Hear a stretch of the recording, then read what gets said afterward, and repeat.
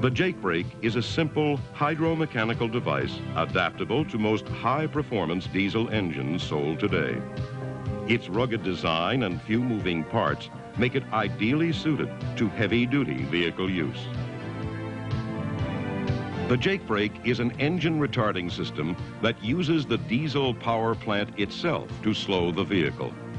The retarder is not a replacement for the service brakes. It is a supplemental braking device completely under driver control that converts a power-producing diesel engine into a power-absorbing mechanism.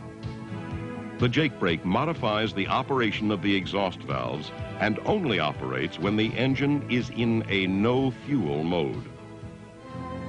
To illustrate how a Jake Brake works, let's look at engine operation without a brake. We'll use one cylinder as an example. The intake valve is opened and air is pulled into the cylinder. The air is compressed to between 500 and 1,000 psi. Fuel is injected and combustion occurs, increasing temperature and pressure to nearly 1,500 psi. Pressure from the expanded gases of combustion drives the piston down, producing power to turn the crankshaft and provide energy through the drivetrain to push the vehicle forward. The upward motion of the piston on the return stroke forces the exhaust gases out of the cylinder, completing the cycle. But something very different happens with a Jake Brake installed. The key is a hydraulically actuated slave piston mounted over the exhaust valve. There is no change in the intake cycle, and the compression stroke starts out the same. But just before the piston reaches top dead center, the hydraulically operated slave piston opens the exhaust valve, and the compressed air, representing potential energy, is released through the exhaust system.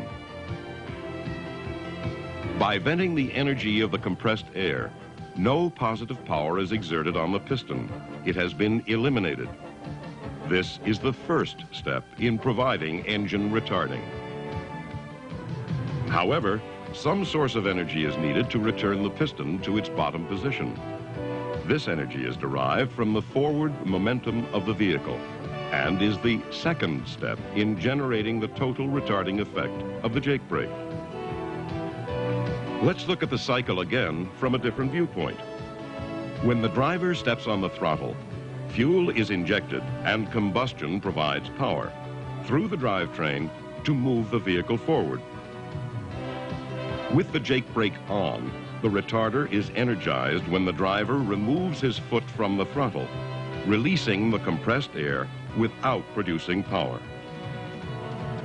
Energy required to move the pistons through their normal cycle is now derived from the vehicle's forward motion instead of engine combustion.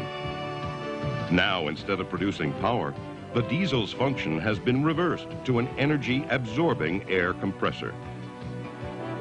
A strong retarding force, slowing power, occurs as the pistons use up the energy of the truck's forward motion to compress air taken into the cylinder. Here's how the Jake Brake works hydraulically.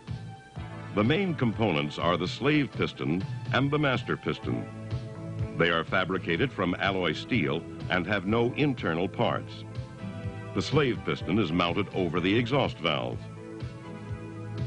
The solenoid and control valves manage the flow of engine oil, which serves as the Jake Brake's hydraulic fluid. Both of these components contain a number of internal working parts. Oil to the brake housing is supplied by the engine oil pump. In the deactivated position, oil is prevented from entering the housing by the solenoid's internal mechanical seal and center O-ring. The valve also contains a screen to filter out any large particles carried up by the engine oil. When the brake is activated, the electric coil pulls the disc of the solenoid down against the pin and ball check, permitting oil to bypass the mechanical stop and fill the passage to the control valve. This exerts sufficient force to raise the valve and index with the high-pressure passage and unseat the ball check. Engine oil then fills the passage between the slave and master pistons, and moves the master piston down against the injector pushrod, or in some engines, the exhaust pushrod of an alternate cylinder.